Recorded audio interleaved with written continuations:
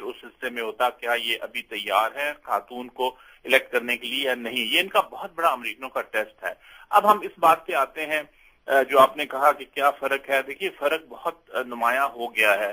اب Republican party بدقسمتی سے اپنا جو امریکہ کی ایک اسپرٹ ہے, جو ڈیموکریسی, ہیومن رائٹس اور کوآپریشن اور جو ان کا ایکسیلنس تھا, اس میں انٹلیکچوئل ایکسیلنس تھا, اس کو یہ چھوڑ کر یہ جنگوں میں اور ہتھیاروں کی زبان میں انہوں نے بات کرنی شروع کر دی ہے. خاص طور پہ جب سے نیو کون نے حاوی ہوئے ہیں ریپبلکن پارٹی کے اوپر اور یہ بش ایڈمنسٹریشن کی 4 سالہ دور میں, تو ان کی اب فلسفی یہی ہے کہ زور کے اوپر اپنی بات مناؤ اور اپنا روب اور دبدبہ جو ہے وہ اس کے اوپر منگا. لیکن ڈیموکریٹک پارٹی کا یہ ایٹیچیوڈ نہیں ہے.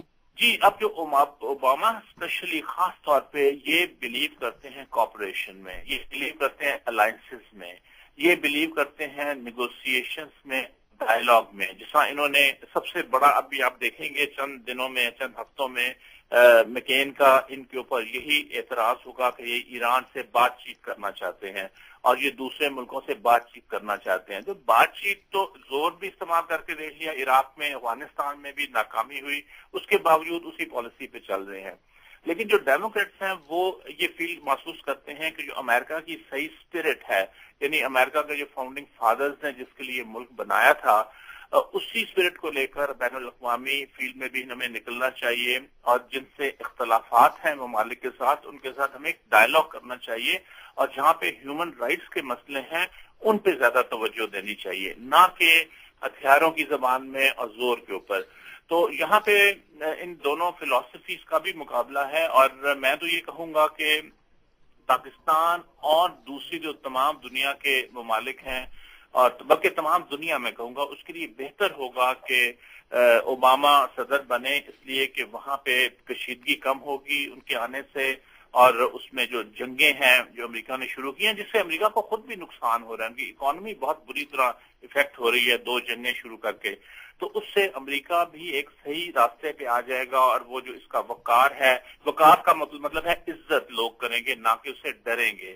بے حد شکریہ. بات کہہ سکتا ہوں؟ جی ضرور ڈاکٹر. بعد میں کمپلیٹ کر لوں گا. اصل میں بات یہ ہے کہ ہمیں پاکستان اور حکومت کو ایک نہیں سمجھنا چاہیے. اگر کوئی یہاں کا لیڈر پاکستان کی ڈکٹیٹوریل رجیم کے خلاف بات کرتا ہے تو اس کا یہ مطلب نہیں ہے کہ وہ پاکستان بذات ملک کے خلاف ہے. ہم نے تو یہ دیکھنا ہے کہ پاکستان کا انٹرسٹ, پاکستان کے لوگوں کا کیا انٹرسٹ ہے اور وہاں پہ کیا پالیسیز ہو رہی ہیں. اب جس طرح جو بائیڈن نے یہ کہا ہے کہ 3/3 امداد امریکہ پاکستان کو دے گا سوشل سیکٹر میں اور صرف 1/3 دے گا فوجی معاملات میں, تو وہاں بھی ان کی پرفارمنس دیکھے گا. تو ہم نے تو دیکھنا ہے کہ پاکستان کے معاشرے کو امریکہ کے ساتھ کیا دوستی کر کے میں یہی بات کرنا چاہ رہا تھا. دیر سے الزام لگا رہے تھے اوباما پہ ان کا کوئی تجربہ نہیں ہے. اب جو انہوں نے نائب صدر کے منتخب کی ہے خاتون, یہ صرف 1 ٹائمر ہیں گورنر کے لیے. اس سے پہلے ایک چھوٹے سے 6000 کے صرف چھوٹے سے گاؤں کی یہ مہر تھی. تو یہ ان کی اپنی بہت نمایاں کانٹرڈکشن ہے کہ انہوں نے بالکل ایک را ہینڈ کو وہاں پہ سلیکٹ کر لیا ہے, جو کہ یہی الزام وہ اوباما کے خلاف لگاتے تھے کہ ان کو experience. Doctor Hasnat, sorry I don't mean to interrupt you, لیکن انہوں نے پروگرام کو سمیٹنے کا وقت ہوا. ہم اپنے سننے والوں کو بتا دیں کہ ریڈیو آپ کی دنیا وائس آف امریکہ واشنگٹن سے آپ نے ایک راؤنڈ ٹیبل سنی جس کا موضوع تھا امریکی انتخابات 2008 اور امریکی قومی کنونشنز. ہمارے ساتھ شریک گفتگو تھے پاکستان امریکن نیشنل الائنس پانا کے ایگزیکٹو ڈائریکٹر اور پاکستان امریکن ڈیموکریٹک فورم کے صدر اور Association of Pakistani Physicians for Justice and Democracy کے secretary elect doctor Muhammad Ashraf Toor. ہمارے مہمان تھے Middle East Institute Washington D C کے اسکالر ڈاکٹر فاروق حسنات, اور ہمارے مہمان تھے Pakistan American Public Affairs Committee کے صدر ڈاکٹر سعود انور اور کلنٹن انتظامیہ کے دور میں امریکی انڈر سیکرٹری ایگریکلچر ڈاکٹر اسلام صدیقی, اور آن لائن اخبار پاکستانی اسپیکٹیٹر میں پولیٹیکل رائٹر کامی بٹ. ہمارے اس پروگرام کی لینگویج پروڈیوسر تھی گیتی حسین اور ہمارے انجینئرز تھے ڈیرل اسمتھ اور قاضی اسمتھ. یاسمین جمیل کو آج کی یہ راؤنڈ ٹیبل سمیٹنے کی اجازت دیجیے. انتخابات کے بارے میں ایک اور پروگرام کے ساتھ آئندہ جلد ہی حاضر ہوں گے. اجازت دیجیے.